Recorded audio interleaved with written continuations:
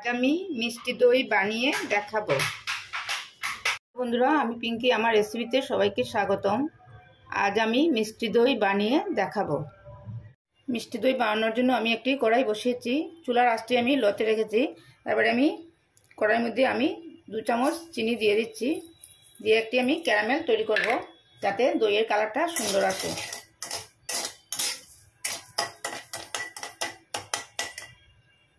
এবারে চিনিটি মেল্ট হওয়ার জন্য অপেক্ষা করব। বন্ধুরা, চিনিটি মেল্ট হয়ে গেছে, দেখেন।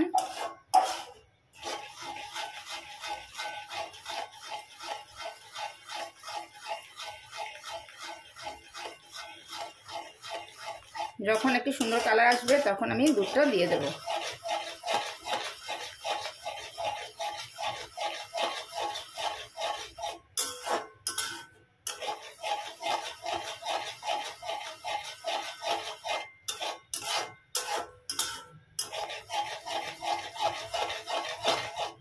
হয়ে গেছে বন্ধুরা, এর চেয়ে বেশি লাল করব না। এবারে আমি গ্যাসটা অফ করে দিয়েছি।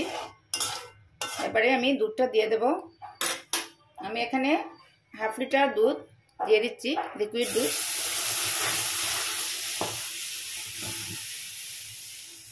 এবারে আমি গ্যাসটা জ্বালিয়ে দেব।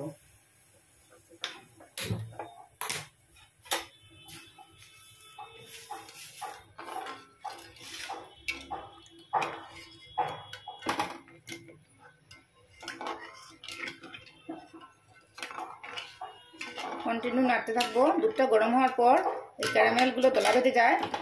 যখন দুধটা গরম হয়ে যাবে তখন মেল্ট হয়ে যাবে ক্যারামেল।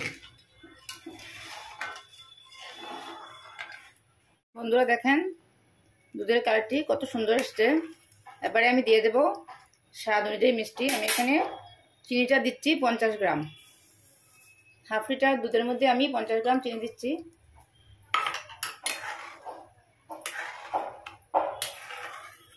এবারে তার মধ্যে দিয়ে দেবো আমি 100 গ্রাম গুঁড়ো দুধ।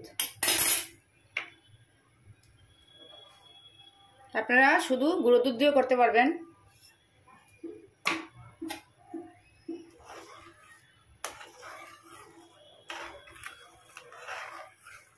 ভালোভাবে মিশিয়ে নেব। দুধটা গরম হয়ে গেছে হালকা, তাই গুঁড়ো দুধ মিলিয়ে গেছে, দুধের সঙ্গে মিলিয়ে নিয়েছি।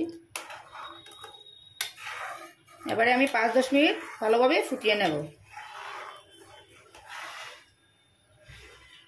বন্ধুরা, আমি 10-15 মিনিট ফুটিয়ে নিয়েছি। এবারে হালকা ঠান্ডা করে নেব, তারপর আমি আসছি। বন্ধুরা, এবারে আমি এখানে 3 চামচ জল ঝরানো টক দই নিয়েছি। আমি এই ছাঁকনির সাহায্যে দই থেকে জল ঝরিয়ে নিয়েছি। এবারে এই দইকে একটি উস্কির সাহায্যে ভালোভাবে ফেটিয়ে নিচ্ছি।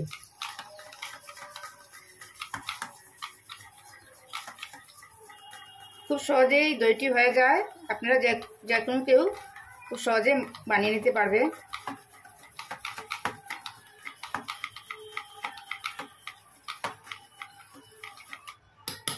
আমার ভালোভাবে ফেটানো হয়ে গেছে। বন্ধুরা, দুধটা হালকা গরম আছে। এই গরম অবস্থায় আমি ফেটানো টক দইটি অ্যাড করব। বেশি গরম অবস্থায় দইটা দিলে দুধটা ফেটে যাবে, তাই হালকা গরম অবস্থায় দইটা দিতে হবে।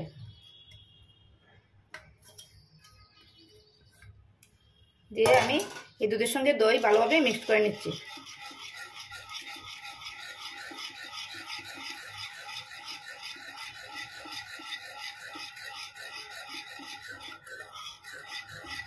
বেশি গরম দুধ অবস্থায় দই দিলে দুধটা ফেটে যাবে, ছানা পরিণত হয়ে যাবে। হালকা গরম অবস্থায় দইটা মিক্সড করতে হবে। একদম ঠান্ডা হলেও হবে না।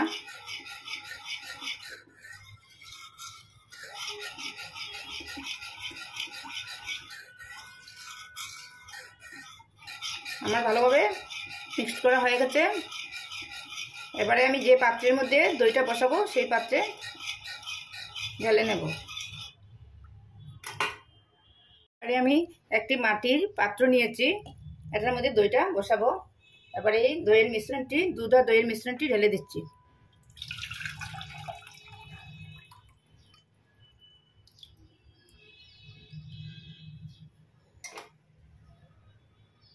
এবারে আমি একটা অ্যালুমিনিয়াম ফয়েল দিয়ে কভার করে নিচ্ছি।